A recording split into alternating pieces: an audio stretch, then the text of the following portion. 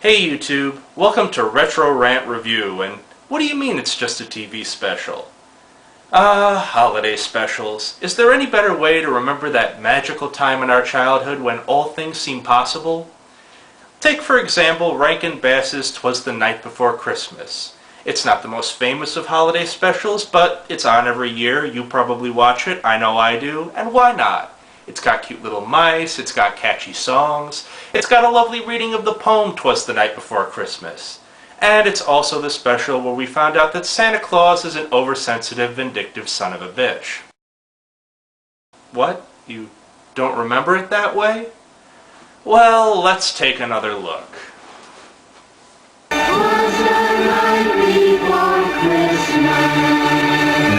This isn't for us. It's for Santa. The letters we wrote to Santa returned. The same thing was happening all over town. No one knew what it meant.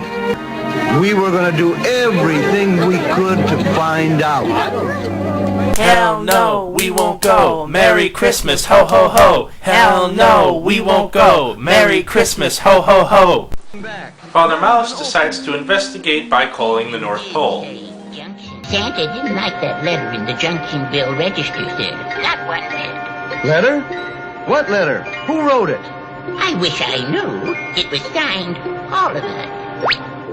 Hello, hello. I found it! I found it! I love how excited she is about finding it. I found it! I found it! Dear editor, Santa Claus is a fraudulent myth rooted in unconscious fantasies and emerging as a deceitful lie. P.S. The reindeer are phony too. Signed, all of us.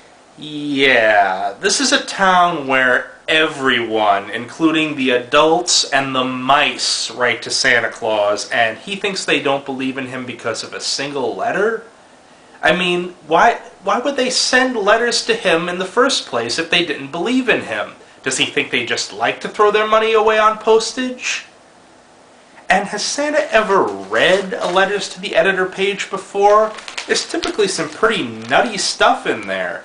Probably right next to the letter about him is a letter about how the mayor uses his long-winded, befuddled speeches to distract from his secret communist agenda. Or how the talking mouse population of Junctionville gets special treatment from the government. But if you're one of those villains who's always trying to stop Christmas from coming, this is the way to do it. You just write a letter to a small-town newspaper saying that you don't believe in Santa Claus and sign it, "Everyone in the whole wide world." I mean, sure, it probably won't work out in the end. Most schemes to stop Christmas from coming don't, but at least you won't have expended any effort. And speaking of not expending any effort, whatever happened to the Santa Claus who could tell when you're naughty and when you're nice? When you're sleeping and when you're awake? What happened to that omniscient vision? Can't he see that the people of Junctionville actually believe in him?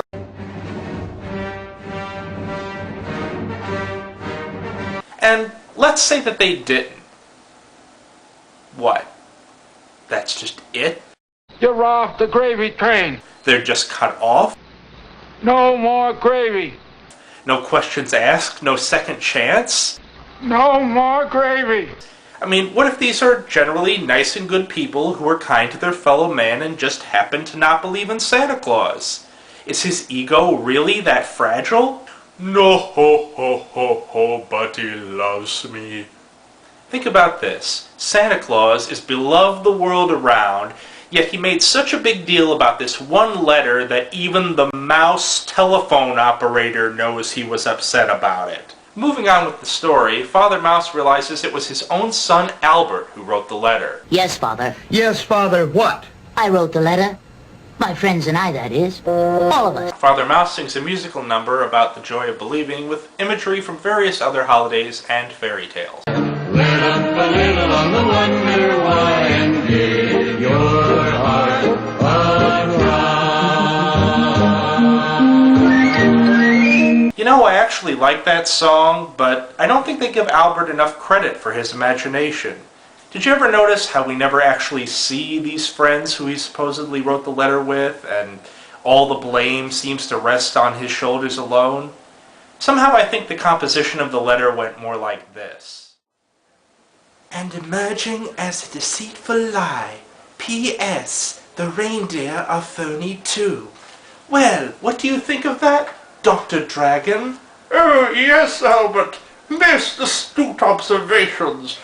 Oh, let's see what Professor Unicorn thinks.